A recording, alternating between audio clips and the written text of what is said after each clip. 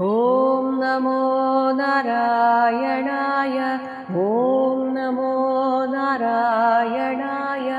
ഓം നമോ നാരായണായ.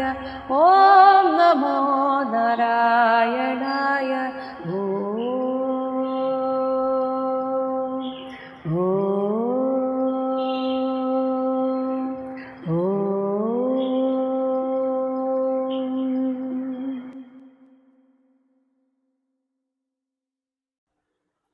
ശ്രീമദ് മഹാഭാഗവതം അഷ്ടമസ്കന്ധം ഷഷ്ടോധ്യായഃ. ഭഗവാന്റെ ഉപദേശപ്രകാരം അസുരന്മാരോടുകൂടി പാലാഴി മഥനത്തിനു വേണ്ടി ദേവന്മാർ ഒരുക്കം കൂട്ടുന്നതാണ് ഈ 6-ാം അധ്യായത്തിൽ പറയുന്നത്. ശ്രീ ശുക ഉവാച. ഏവം സ്തുതഃ സുരഗണൈഃ ഭഗവാൻ ഹരിഃ ഈശ്വരഃ തേഷാം ആവിരഭൂത് രാജൻ സഹസ്ര അർക്കോദയ ദ്യുതിഃ. ഹേ രാജൻ, സുരഗണൈഃ ഏവം സ്തുതഃ, ദേവഗണങ്ങളാൽ ഇപ്രകാരം സ്തുതിക്കപ്പെട്ട ഭഗവാൻ ഈശ്വരഃ ഹരിഃ തേഷാം അവരുടെ മുന്നിൽ സഹസ്ര അർക്കോദയ ദ്യുതിഃ 1000 സൂര്യന്മാർ ഒന്നിച്ചുദിച്ച കാന്തിയോടുകൂടെ ആവിരഭൂത് പ്രത്യക്ഷീഭവിച്ചു.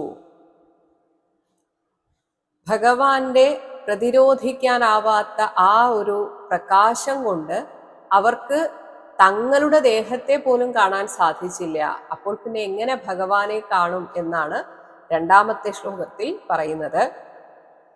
തേന ഏവ മഹസാ സർവേ ദേവാഃ പ്രതിഹത ഈക്ഷണാഃ ന അപശ്യൻ ഖം ദിശഃ ക്ഷോണിം ആത്മാനം ച കുതോ വിഭും.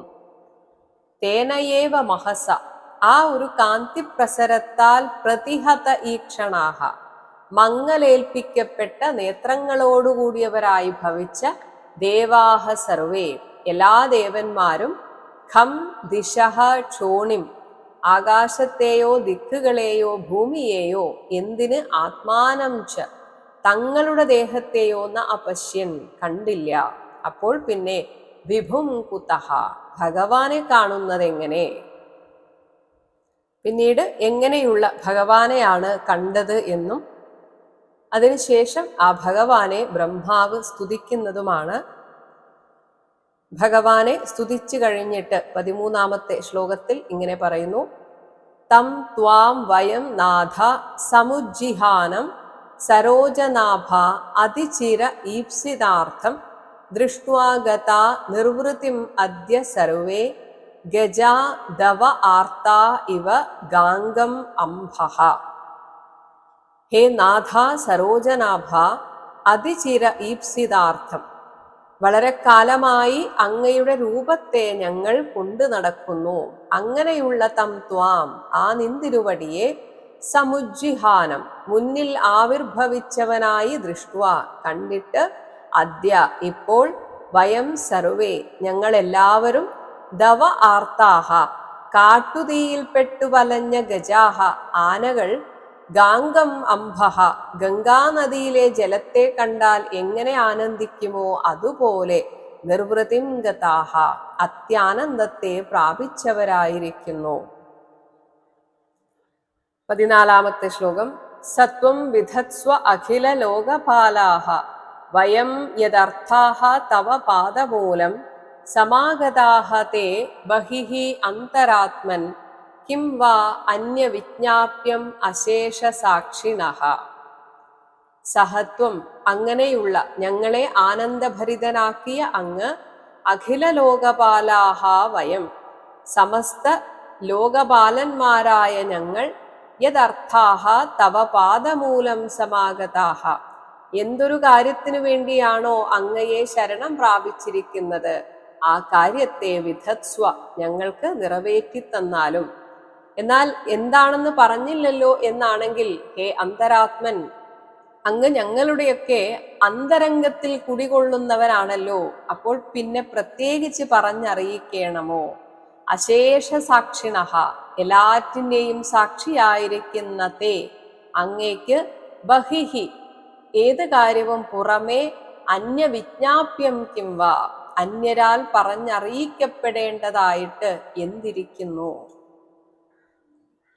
ഇതിന് എന്നെ ആശ്രയിക്കേണ്ടതുണ്ടോ? നിങ്ങൾക്ക് എല്ലാവർക്കും എല്ലാറ്റിനുമുള്ള കഴിവുണ്ടല്ലോ. അങ്ങനെയൊന്നും അങ്ങ് ചിന്തിക്കരുത്. എന്തുകൊണ്ടെന്നാൽ 15-ാമത്തെ ശ്ലോകം, അഹം ഗിരിത്രഹ ച സുരാദയോ യേ ദക്ഷാദയോ അഗ്നേഹേ ഇവ കേതവസ്തേ കിം വാ വിദാമ ഈശ പൃഥക് വിഭാത വിധത്സ്വശം നോ ദ്വിജദേവമന്ത്രം. ഈ ബ്രഹ്മാവായ അഹം ഞാനും, ഗിരിത്രഹ ശിവനും, സുരാദയ ദക്ഷാദയ ഇന്ദ്രാദി ദേവന്മാരും ദക്ഷപ്രജാപതിമാരും, യേച്ച ഇങ്ങനെയുള്ള ഞങ്ങൾ എല്ലാവരും, അഗ്നേഹേ കേതവഹ ഇവ അഗ്നിയിൽ നിന്നുള്ള സ്ഫുലിംഗങ്ങൾ പോലെ, തേ പൃഥക് വിഭാതാഹ അങ്ങയിൽ നിന്നുദിച്ച് വേറെ വേറെ വിളങ്ങുന്നവരാണ്. അതുകൊണ്ട് തന്നെ അങ്ങയ്ക്കുള്ള ശക്തിയൊന്നും ഞങ്ങൾക്കില്ല. ഏ ഈശ നഹ ശം ഞങ്ങളുടെ ക്ഷേമത്തെ പറ്റി കിംവാ വിദാമ എന്താണ് ഞങ്ങൾക്കറിയാവുന്നത്? അങ്ങേക്കല്ലേ എല്ലാം അറിയാവുന്നത്. അങ്ങനെ അങ്ങ് തന്നെ ദ്വിജദേവ മന്ത്രം, ബ്രാഹ്മണർക്കും ദേവകൾക്കും വേണ്ടുന്ന ഹിതോപദേശം അങ്ങ് വിധസ്വ സ്വയം നിറവേറ്റിയാലും. ശ്രീ ശുക ഉവാച 15-ാമത്തെ ശ്ലോകം, ഏവം വിരിഞ്ചാദിഭിഃ ഈഡിതഃ തത് വിജ്ഞായ തേഷാം ഹൃദയം തഥൈവ ജഗാദ ജീമൂതഗഭീരയാ ഗിര ബദ്ധാഞ്ജലീൻ സംവൃത സർവകാരകാൻ. വിരിഞ്ചാദിഭിഃ ഏവം ഈഡിതഃ ബ്രഹ്മാദികളാൽ ഇപ്രകാരം വാഴ്ത്തപ്പെട്ട ഭഗവാൻ, തേഷാം തദ് ഹൃദയം അവർ മനസ്സിൽ എന്താണോ ചിന്തിക്കുന്നത് അതിനെ, തഥൈവ വിജ്ഞായ അതേപോലെ അറിഞ്ഞ ശേഷം, സംവൃത സർവകാരകാൻ എല്ലാ ഇന്ദ്രിയ വ്യാപാരങ്ങളെയും നിയന്ത്രിച്ച്, ബദ്ധാഞ്ജലീൻ കൈകൂപ്പി നിൽക്കുന്ന അവരോട്, ജീമൂത ഗഭീരയ മേഘഗർജനം പോലെ മുഴക്കമുള്ള, ഗിര വാക്കുകൾ കൊണ്ട് ഇപ്രകാരം ജഗാദ പറഞ്ഞു. ഈ ഒരു കാര്യത്തിന് ഒരു പരിഹാരം ഭഗവാൻ ഒറ്റയ്ക്ക് ചെയ്യാൻ സാധിക്കും. പക്ഷേ ചില കാരണങ്ങൾ കൊണ്ട് ഭഗവാൻ സമുദ്രമഥനത്തെ ആഗ്രഹിക്കുന്നു. അതിന് ഇവരുടെ എല്ലാം സഹായം വേണം. അത് മനസ്സിൽ വെച്ചുകൊണ്ടാണ് ഭഗവാൻ ഉത്തരം പറയുന്നത്. 17-ാമത്തെ ശ്ലോകം, ഏക ഏവ ഈശ്വരഃ തസ്മിൻ സുരകാര്യേ സുരേശ്വരഃ വിഹർത്തുകാമഃ താൻ ആഹ സമുദ്രമഥനാദിഭിഃ. തസ്മിൻ സുരകാര്യ ആ ദേവകാര്യത്തിൽ, സുരേശ്വരഃ ദേവാധിപതിയായ ശ്രീഹരി, ഏകഃ ഏവ ഈശ്വരഃ ഒറ്റയ്ക്ക് തന്നെ മതിയായവനാണ്. എങ്കിലും സമുദ്രമഥനാദിഭിഃ സമുദ്രമഥനം തുടങ്ങിയ ലീലകളാൽ ഒന്ന് തിമിർക്കണം. അങ്ങനെ വിഹർത്തുകാമഹ ഒന്ന് വിഹരിക്കുവാൻ ഇച്ഛിച്ചുകൊണ്ട്, താൻ ആഹ അവരോട് ഇപ്രകാരം അരുളി ചെയ്തു. ശ്രീ ഭഗവാൻ ഉവാച 18 ഹന്ത ബ്രഹ്മൻ അഹോ ശംഭോ ഹേ ദേവാ മമ ഭാഷിതം ശൃണുത അവഹിതാഃ സർവേ ശ്രേയോ വഹ സ്യാദ് യഥാ സുരാഃ. ഹന്ത ബ്രഹ്മൻ അഹോ ബ്രഹ്മാവേ, അഹോ ശംഭോ അലയോ ശങ്കര, ഹേ ദേവാഹ സുരാഹ സ്വർലോകവാസികളെ, യഥാ ഏത് തരത്തിലായാൽ, ശ്രേയഃ വഹ സ്യാദ് നിങ്ങൾക്ക് ശ്രേയസ് ഉണ്ടാകുമോ, അതിനുതകും തരത്തിലുള്ള മമ ഭാഷിതം എൻ്റെ വാക്കുകളെ, അവഹിതാഹ ശൃണുത ശ്രദ്ധാലുക്കളായി കേട്ടുകൊണ്ടാലും. 19-ാമത്തെ ശ്ലോകം, യാത ദാനവദൈതേയൈഃ താവത് സന്ധിഃ വിധീയതാം കാലേന അനുഗൃഹീതൈഃ തൈഃ യാവത് വോ ഭവ ആത്മനഃ.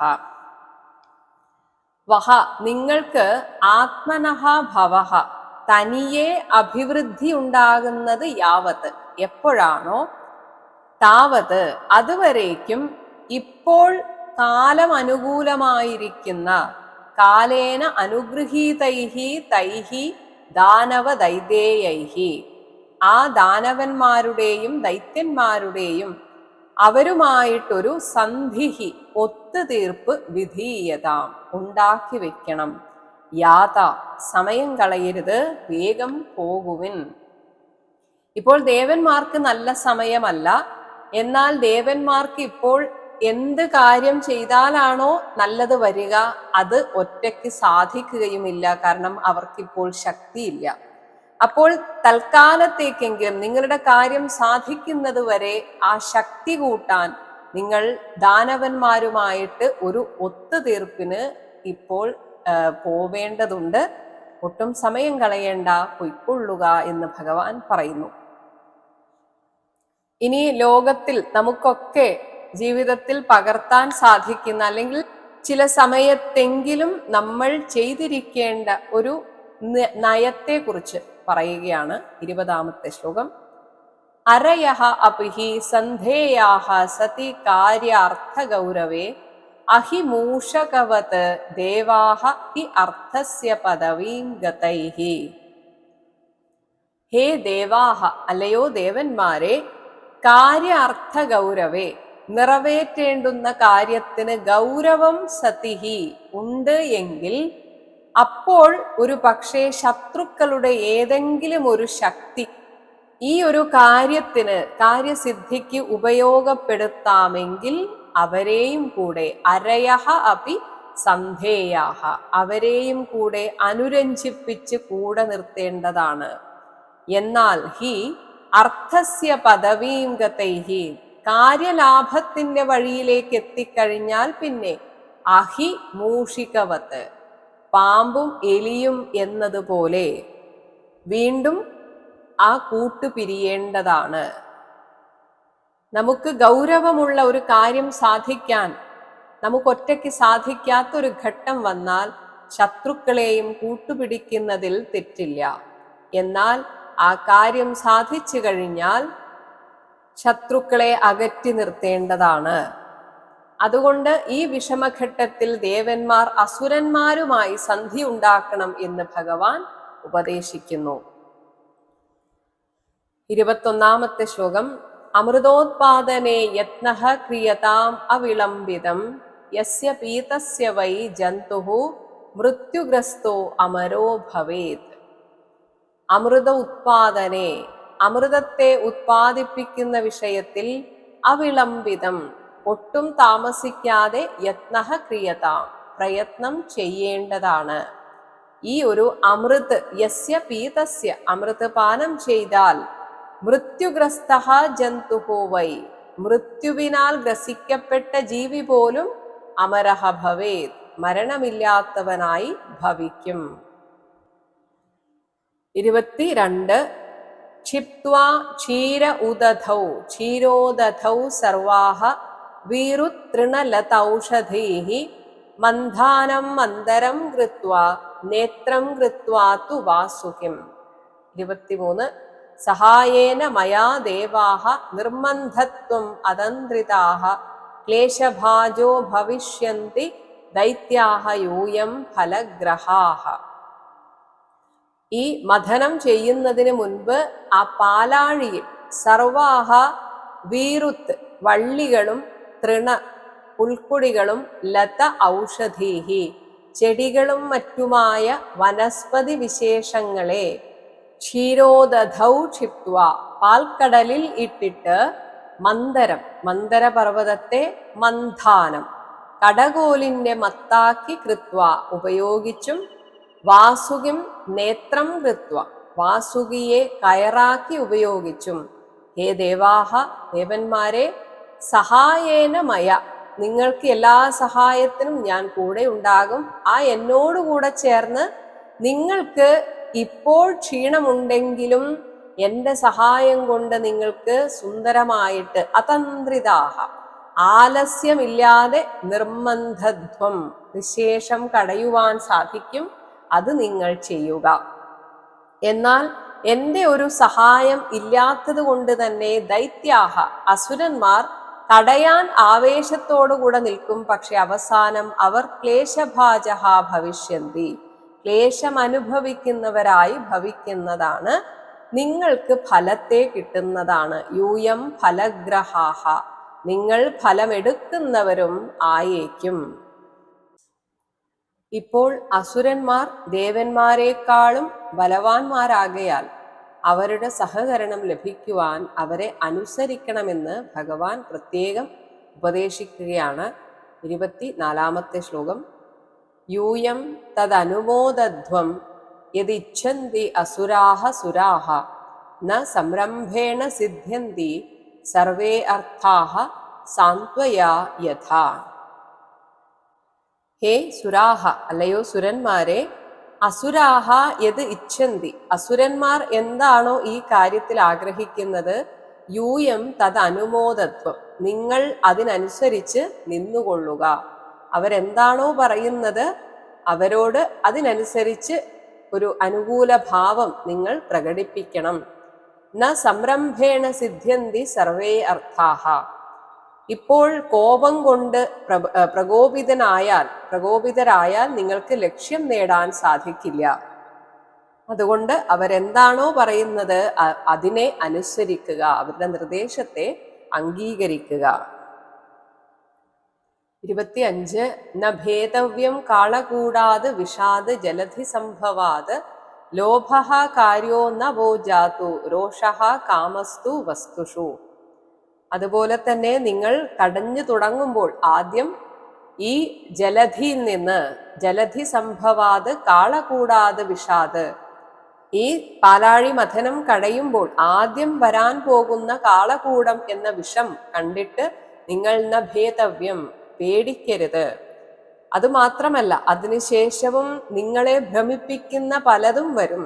എന്നാൽ അതിലൊന്നും ലോഭഃ കാര്യഃ ന വഹ, നിങ്ങൾക്ക് ഒരിക്കലും ഒരു അത്യാഗ്രഹം തോന്നരുത്.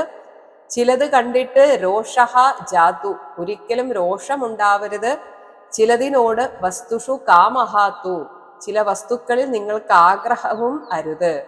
മനസ്സത്രയും നിയന്ത്രണം വെച്ചുകൊണ്ട് നിസ്സംഗതയോടെ എല്ലാ വസ്തുക്കളെയും നിങ്ങൾ നോക്കിക്കാണണം. ശ്രീ ശുക ഉവാച. 26-ാമത്തെ ശ്ലോകം.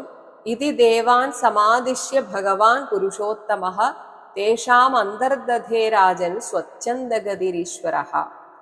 ഇങ്ങനെ ദേവാൻ സമാദിശ്യ, ആ ദേവന്മാരോട് പറഞ്ഞിട്ട്, പുരുഷോത്തമഃ ഭഗവാൻ, പുരുഷോത്തമനായ ആ ഭഗവാൻ, സ്വച്ഛന്ദഗതിഹി ഈശ്വരഃ, തനിക്കെപ്പോൾ എങ്ങനെ വേണമെങ്കിലും സഞ്ചരിക്കാൻ സാധിക്കും എന്നതിനാൽ ആ സമയത്ത് തന്നെ, ഇത് പറഞ്ഞതിന് ശേഷം അന്തർദധേ, അവിടെ അപ്രത്യക്ഷനായി. എങ്ങോട്ട് പോയി എന്ന് ആർക്കും മനസ്സിലായില്ല. 27-ാമത്തെ ശ്ലോകം. അഥ തസ്മൈ ഭഗവതേ നമസ്കൃത്യ പിതാമഹഃ ഭവശ്ച ജഗ്മതുഹു സ്വം സ്വം ധാമ ഉപേയുഹു ബലിം സുരാഹ. ഭഗവാൻ അവിടെ നിന്ന് മറഞ്ഞതിന് ശേഷം അഥ പിതാമഹഃ ഭവഃ ച, ആ ബ്രഹ്മാവും ഭവനും ശങ്കരനും ഭഗവതേ നമസ്കൃത്യ, ഭഗവാനായിക്കൊണ്ട് നമസ്കാരം ചെയ്ത്, സ്വം സ്വം ധാമ, അവരവരുടെ ആസ്ഥാനത്തിലേക്ക് ജഗ്മതുഹു, തിരിച്ചുപോയി. ഇതേ സമയം സുരാഹ, ദേവന്മാർ ആ സമയത്തെ അസുര ചക്രവർത്തിയായ ബലിം ഉപേയുഹു, ബലി ചക്രവർത്തിയെ സമീപിക്കുകയും ചെയ്തു. 28-ാമത്തെ ശ്ലോകം. ദൃഷ്ട്വാ അരീൻ അഭി അസംയത്താൻ ജാതക്ഷോഭാൻ സ്വനായകാൻ ന്യഷേധത് ദൈത്യരാട് ശ്ലോക്യഃ സന്ധി വിഗ്രഹ കാലവിത്.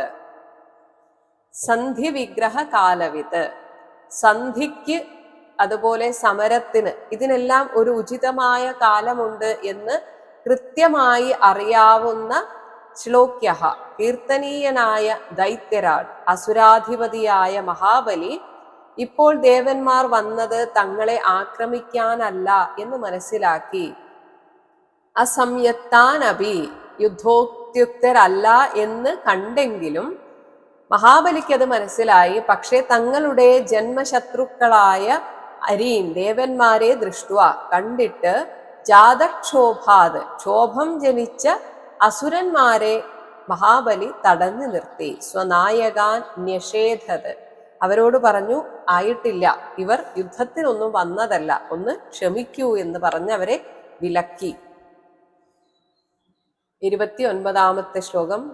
തേ വൈരോചനിം ആസീനം ഗുപ്തം ച അസുരയൂഥപൈഹി ശ്രിയാ പരമയാ ജുഷ്ടം ജിതാശേഷം ഉപാഗമൻ.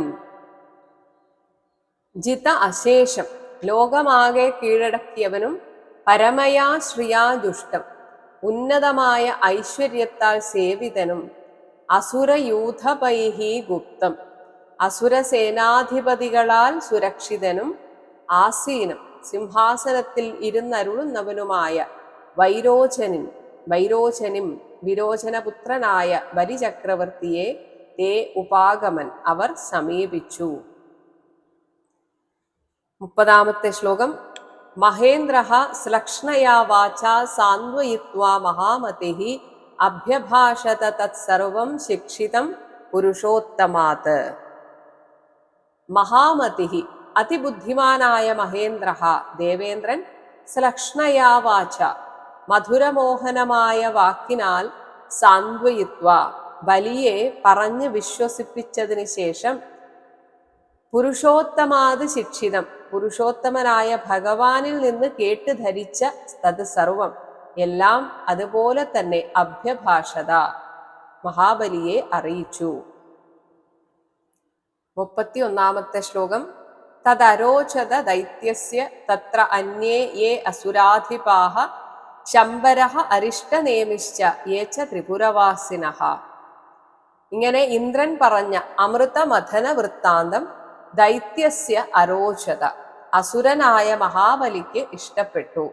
മാത്രമല്ല, അവിടെ മഹാബലിയെ കാണാനായിട്ട് വന്ന, അല്ലെങ്കിൽ അവിടെ ഉള്ള, തത്ര ശംബരഃ അരിഷ്ടനേമിഹി, ശംബരൻ, അരിഷ്ടനേമി, ഇങ്ങനെ ഏ അന്യേ അസുരാധിപാഃ, അവിടെ അപ്പോഴുണ്ടായിരുന്ന മറ്റ് അസുരനായകന്മാരും, ഒപ്പം ത്രിപുരവാസിനഃ, ത്രിപുരവാസികളായ മറ്റ് ചില അസുരന്മാരും, ഏച്ച, അവിടെ ഉണ്ടായിരുന്നുവോ, അവർക്കും ഈ ഒരു നിർദ്ദേശം വളരെയധികം ഇഷ്ടമായി. 32 ശ്ലോകം. തതോ ദേവാസുരാഃ കൃത്വാ സംവിദം കൃതസൗഹൃദാഃ ഉദ്യമം പരമം ചക്രുഹു അമൃതാർത്ഥേ പരന്തപ. ഹേ രാജാവേ, തതഃ ദേവാസുരാഃ, അതിനുശേഷം ദേവന്മാരും അസുരന്മാരും, സംവിധം കൃത്വ, ഒരു പരസ്പര ധാരണ ഉണ്ടാക്കിയിട്ട്, കൃതസൗഹൃദാഃ, മൈത്രീബന്ധത്തിലേർപ്പെട്ട്, അമൃതാർത്ഥേ, അമൃത ഉത്പാദന വിഷയത്തിൽ, പരമം ഉദ്യമം ചക്രുഹു, അതിമഹത്തായ പരിശ്രമം ചെയ്തു തുടങ്ങി. 33 ശ്ലോകം. തതഃ തേ മന്ദരഗിരിം ഓജസാ ഉത്പാട്യ ദുർമദാഃ നദന്ത ഉദധിം നിന്യുഃ ശക്താഃ പരിഘബാഹവഃ. പരിഘബാഹവഃ, ഇരുമ്പുലയ്ക്കൊത്ത കൈത്തണ്ടകളുള്ളവരും, ശക്താഃ, ബലശാലികളും, ദുർമദാഃ, ദുരഹങ്കാരികളുമായ തേ, ആ അസുരന്മാർ, തതഃ, പിന്നീട്, മന്ദരഗിരിം, മന്ദരപർവ്വതത്തെ, ഓജസാ ഉത്പാദ്യ, ഊക്കോടെ കടപുഴക്കിയെടുത്ത്, നദന്തഃ, ഊവി വിളിച്ചുകൊണ്ട്, ഉദധിം നിന്യുഹു, സമുദ്രതീരത്തേക്ക് കൊണ്ടുപോയി. ഇതിനു വേണ്ടി തന്നെയാണ് ഭഗവാൻ അസുരന്മാരെ കൂടെ കൂട്ടണം എന്ന് പറഞ്ഞത്. കാരണം ദേവന്മാർക്ക് ഇതിനൊന്നും ഉള്ള ശക്തി അപ്പോഴില്ല.